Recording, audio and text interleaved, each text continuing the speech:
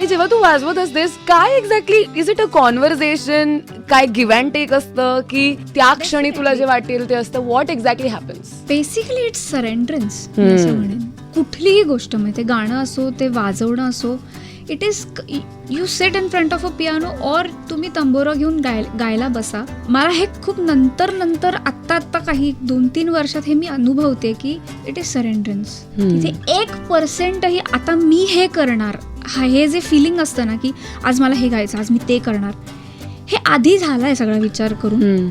त्याच्यानंतर तुम्ही जेव्हा गायला बसता किंवा तुम्ही मी आता थोडं जे काय कंपोज करते, it's complete surrenderance and it becomes a conversation. कारण तुम्ही जे देता त्याप्रमाणे तुम्हाला ते मिळतं आणि it's a give and take. The give and take happens. आणि कुठेतरी ना तुम्ही फक्त रिसिव्हिंग एंडला असता असं मला वाटतं. तुम्हाला ते येतं. It's not yours.